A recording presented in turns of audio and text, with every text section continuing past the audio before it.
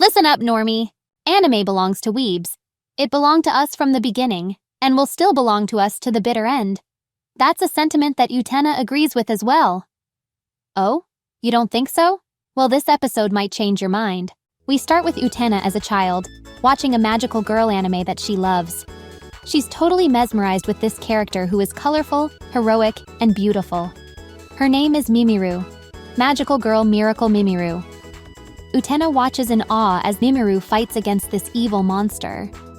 However, when it looks like Mimiru is about to be defeated, Utena starts to worry and cheer her on. これが私の原点。こうして私は魔法少女という存在に夢中になった。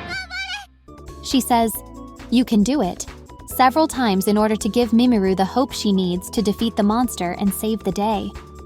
I'm sure many of us felt this way when we watched shows like Sailor Moon and Dragon Ball Z as kids. Good times. After the opening, we hear Utena narrate over some images of Tres Magia. Since the series has fully established itself, it's time for a recap of who some of our main characters are. We have Magia Magenta. She's energetic, cheerful, and heroic. She's the type to bring joy and hope to others around her. She's the Superman to our Lois Lane. Wait, that didn't make sense. Magia Sulphur is next to be introduced. Utena describes her as graceful and ladylike. Although after she actually met her, it turns out that she's anything but. She's foul-mouthed and is always ready for a fight.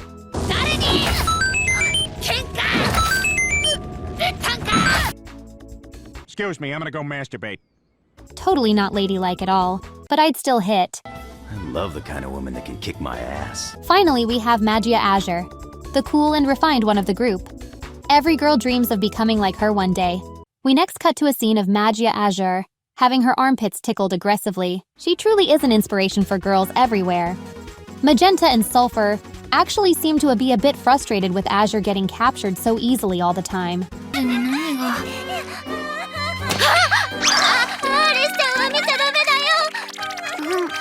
After the battle, Minakami apologizes to Tenkawa and Haruka. She knows that she's lacking focus, but she can't tell them why. If you remember in episode 2, she was completely dominated by Baser, which awakened her inner fetish for being dominated. We cut to the Inormita trio, at a restaurant relaxing after the fight. Kiwi tells Utena that she'll be going on vacation for a while. She promises to bring her a gift when she returns. コリスちゃん、眠い？そろそろ帰ろっか。The next scene shows Vats trying to console Minakami for her bad performance recently. Vats reminds her of the time they first met. What inspired Vats and Magenta was how even without any powers, she jumped in to protect a little girl from a monster. She was scared herself, but she still did it despite the danger. Magenta rushes in to save her and invite her into Dos Magia, which I guess was called Uno Magia at the time. We then cut to a Minakami shower scene, which I definitely can't show on YouTube since she's playing with her watermelons. It's short, but it would still get me in trouble, so we'll have to censor it. Sorry about that. The next day, Minakami decides to take a stroll around town. She runs into Utena, who is waiting in front of a convention center for magical girl enthusiasts. Some girls don't notice her and accidentally cut her in line. Minakami approaches the girls and decides to help Utena. The girls apologize and go behind them. They then separate inside the building. Utena is in awe of all of the magical girl merch on display, while Minakami is commenting on how embarrassing it is to actually see it from her point of view. Later on, they go into a small theater, which is playing the same episode of Magical Miracle Girl Mimiru that Utena watched as a child. The same one that started her obsession with magical girls.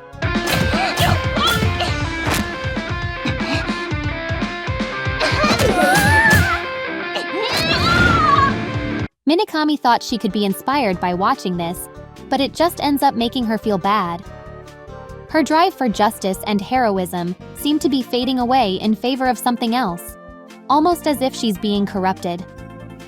She decides to transmagia and wait out for Magibazer in order to have a one-on-one duel with her. Azure knows that losing is not an option here. As you know, Kiwi is on vacation, and Kurisu is still tired from the other day. How convenient.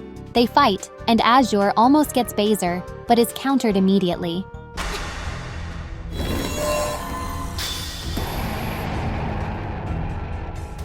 Since they are in a playground, there is a little spring ride there, which Utena spanks, and it turns into a triangle horse. Those things you see in BDSM videos.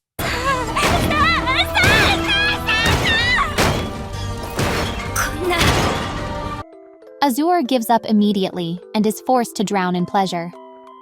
After she is released, Bazer taunts her and tries to make her get up again. Then, Azure does the unthinkable. She bows to Baze, kisses her foot, and begs for more pleasure. She's been completely broken in this moment. She calls Bazer her mistress and devotes herself to her.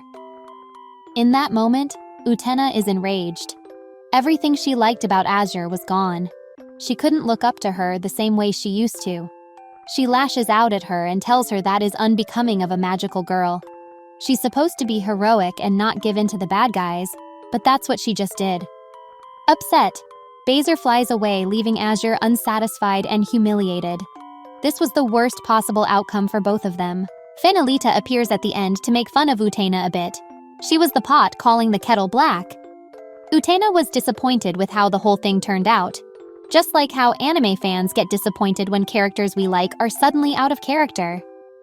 I guess it didn't really make a strong argument for weebs in that instance, huh? Oh well, anime still belongs to us, and Utena feels the same way we all do when our feelings get betrayed. Mimiru was the ideal magical girl in fiction for her, and the members of Tre Magia all embodied those traits. But the sudden change in her demeanor made Utena angry.